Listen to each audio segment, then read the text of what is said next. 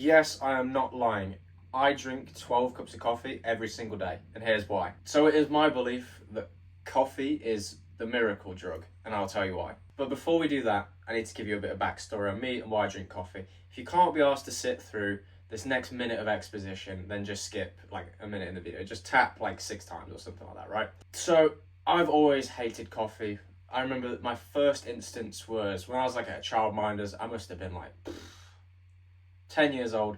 She left the coffee out, and one of the other kids at the childminders, she dared me. She was like, I dare you to fucking like try some. I was like, fuck that. And then she's like in my head, like I was like, I'm not a pussy. I like poked my finger in it like just a little bit and tasted it, and it was like I almost threw up then and there. It was so disgusting. However many years later, maybe 3 years later, I'm on holiday. My brother gets like an iced coffee or something. We're at the beach. He's like, try it. And in my head, I'm going back to that moment mentally in my head, and I'm like, I know this is going to taste gross. And I try it. It was like the tiniest bit less gross, still fucking vile. And I was like, no, never again.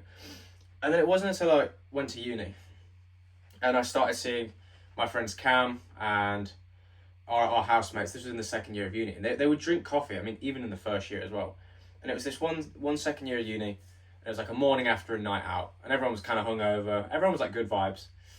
Early morning. And they went out for a coffee and a cigarette. And I was like, I don't even like cigarettes. I don't even like coffee, but I was like, I want to be out there, like, talking shit. And I was like, I can't be out there with a water. That's just lame. I could have, obviously, but in my head, I was like, I'm not intruding that. You know, that's their little time. Anyway, so that was like a little jealousy thing. I was like, oh, it's not just like a drink. It's like a social thing. Fast forward a year later, Cam was smashing the coffees at uni because, like, fucking high stress. A lot of work to do when you're in the third year of uni. And I was just like, I fucking want to be on that wave. And I remember, I think... I asked him, I was like, would you mind? He's like, no, go for it. He leaves, he goes to work or uni, I can't remember which. And I remember, I had a little spoon, and I poured it in the cup, water, and I was just like, right, let's try it. It cooled down, I remember the sip, and I was like, and I was like, that's fucked. And I was like, but we can't give up, because Cam's raving about how good it is, the social aspect, and you become an academic warrior. I was like, how can we get over this shit? And I said, I've got it. We'll mask it. So I poured like 2 sugars in, and then golden syrup.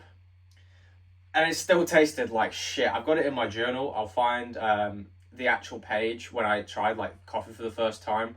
As in those 2 coffees, and I'm pretty sure I said it tasted like a fucking ashtray, and it did, like a sweet ashtray. Like someone had just poured boiling water in, you know, in an ashtray outside of a Wetherspoons, and then made you drink it. But anyway, in my head, I knew. I was like, you just have to get over it, right? You just like. Eventually my taste buds will adapt and they'll be like, this tastes fucking unbelievable, right? That's usually how it goes. And then in my head I was like, I'm going to obviously have to wean off the 2 sugars and golden syrup because like I'm not trying to get cavities and diabetes and all that shit. And here we are now. I remembered over the time, like I got used to it. I was like, do you know what? I actually kind of like the taste. So then what I did was, the more I got used to the taste and I'd weaned off the golden syrup and the 2 sugars, I was like, let's try and drink it black. And because Cam was a fucking savage. He's like, yeah, give me a cup of oil. I was like, all right, Tin Man. And I tried it black, and I was like, this is too strong. This is like, what the fuck? I literally feel like you're drinking car oil.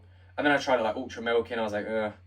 And then it kind of like hit me where I was like, this is different to tea. Like I'd actually started getting the benefits of caffeine, right? That the energy jolt you get, you're like, you know, you just fucking go for it. And then obviously it wears off over time with tolerance. But I started drinking it for the caffeine because I was used to pre-workout. And I was like, I don't really actually give a fuck for the taste anymore. And I just went from like getting my tolerance, like, right, let's try a black coffee with 1 sugar, 2 sugars. Let's try it without. Let's dash of milk, a little bit more milk, a decent amount of milk, a medium cup of milk, a full fucking cup of milk. You could and it's sugar, water, mix like this, pour. Anyway. And I would fucking do this. And like now my tolerance is sky high for caffeine. But I can drink a coffee, however. If someone hands it to me, a black coffee, I'm like, cool, thank you very much. Someone hands me a white coffee, I can drink, thank you very much. An espresso, a fucking something else, I don't know. But the point I'm trying to get is like, it's a fucking miracle drug. And I no longer get that like, whoa, kind of thing. And I'm kind of glad because that shit makes you like jittery, whereas now I'm like surgeon. I don't know how like straight these fucking hands are, but. And I went to the doctors last year and they said like, yeah, your heart rate's all normal, your blood's great, like not close to diabetes at all. They're like, you actually got really good levels. So I just take it as, I'm going to do this.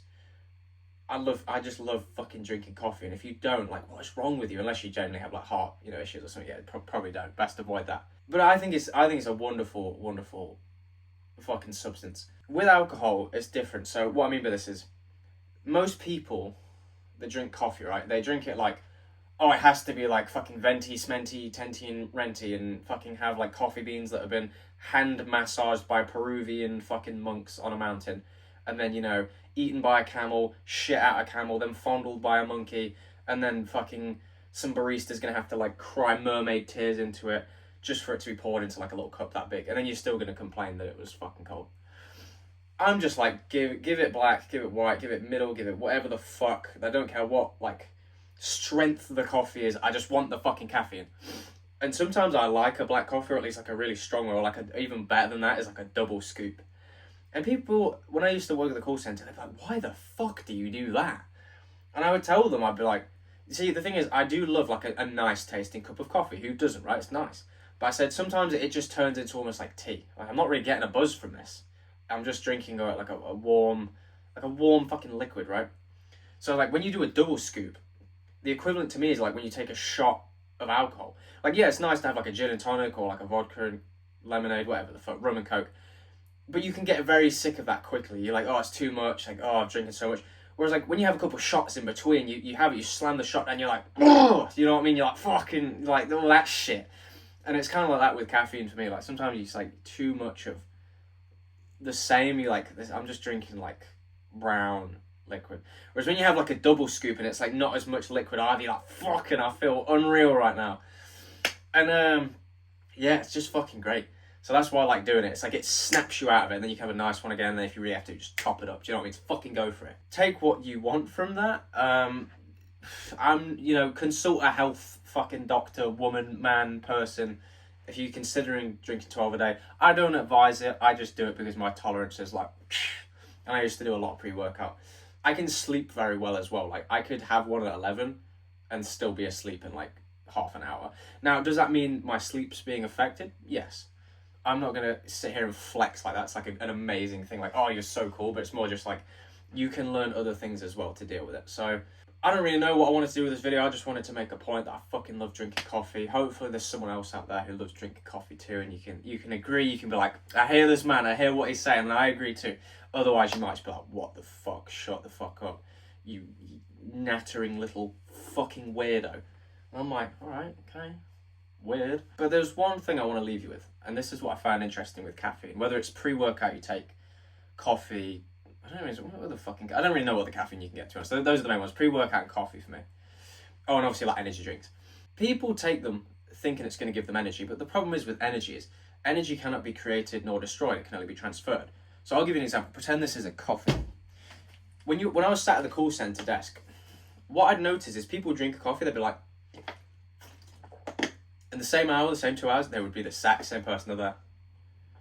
Whereas when I first had coffee and my tolerance was not sky high, I was more like fucking hell, this is almost a bit scary, you know, tap, tap, tap, tap, tap. And then you get used to it. And I was like, God, fuck, I'm like the same as them, I'm being a zombie.